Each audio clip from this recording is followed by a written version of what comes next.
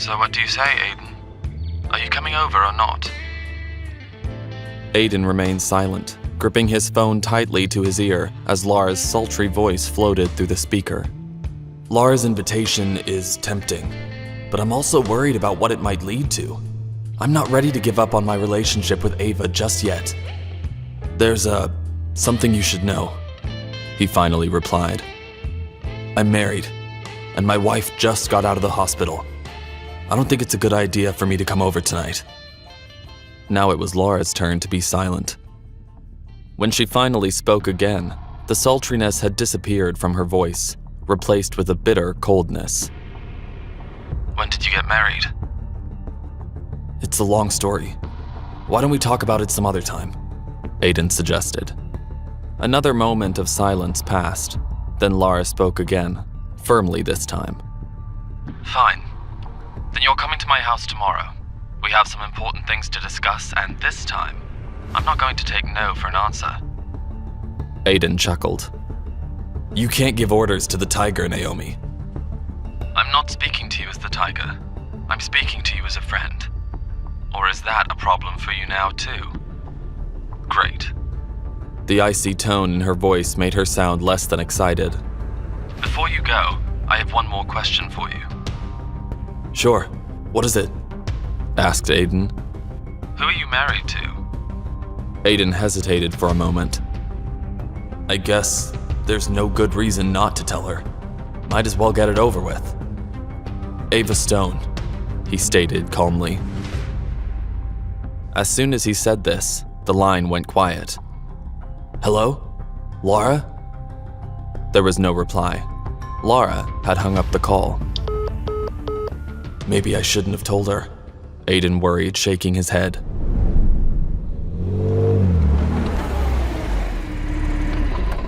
When Aiden got back to the Stone mansion, he parked Ava's car in the driveway and went inside.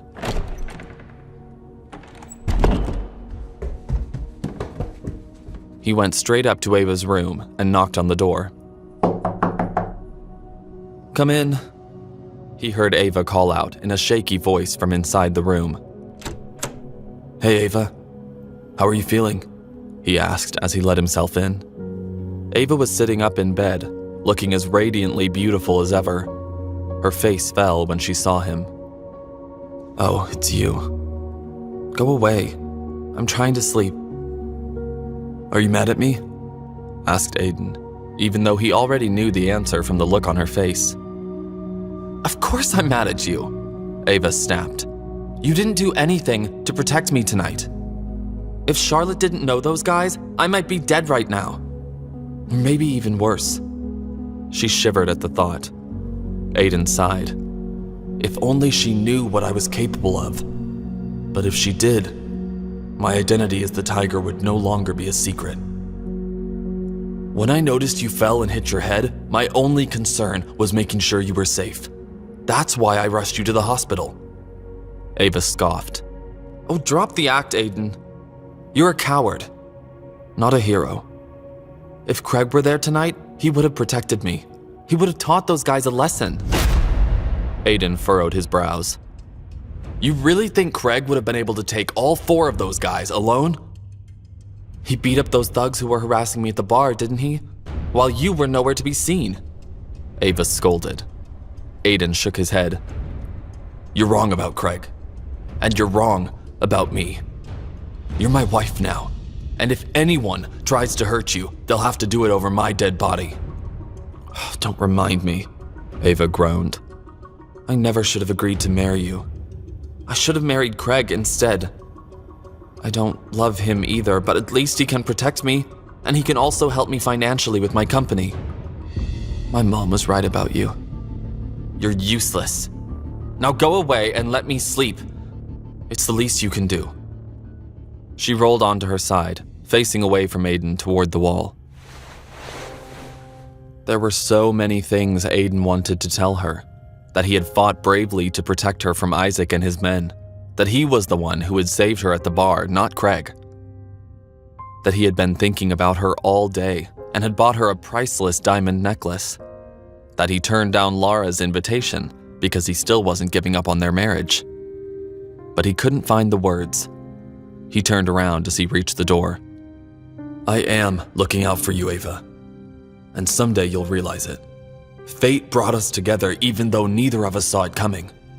And as long as we're married, I will keep proving to you and your family that I'm a good husband and that I can take care of you. It doesn't matter if you love me or not. I'll keep trying anyway, because that's the kind of man I am. And with that, he turned on his heel and went down to his bed in the staff quarters to sleep. When Aiden woke up the next morning, his first thought was to check on Ava. I know she seemed fine last night. The doctor didn't seem worried about her, but I have to make sure. He quickly got dressed, then headed up the stairs to her room and knocked. There was no answer, so he knocked again, louder this time. Still, there was no reply, so he called through the door. Hey, Ava. Feeling any better this morning?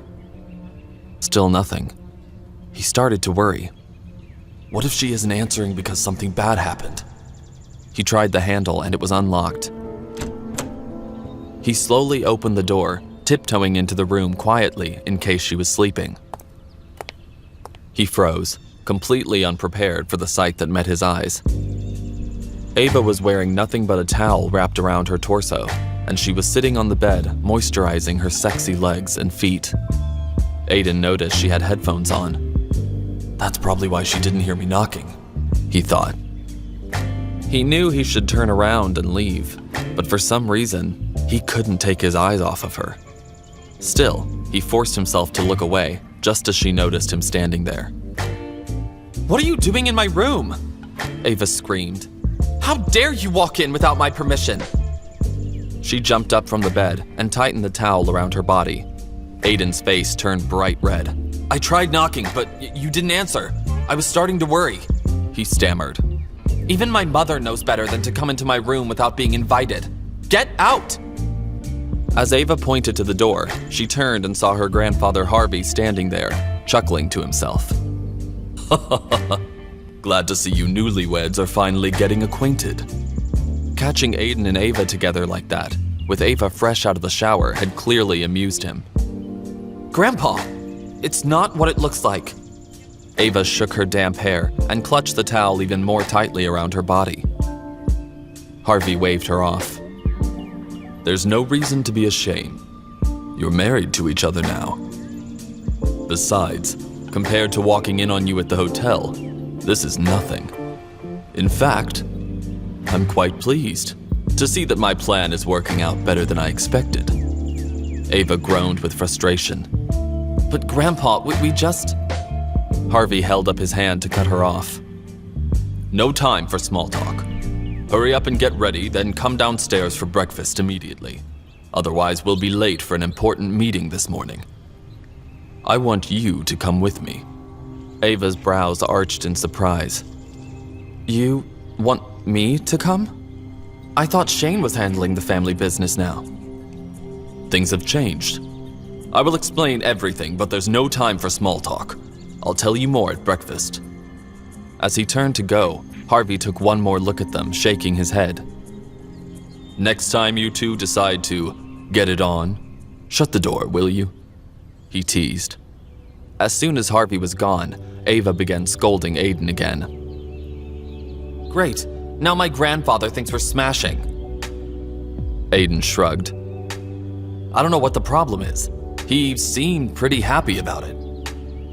I bet he'd be even happier if we really smashed, he teased.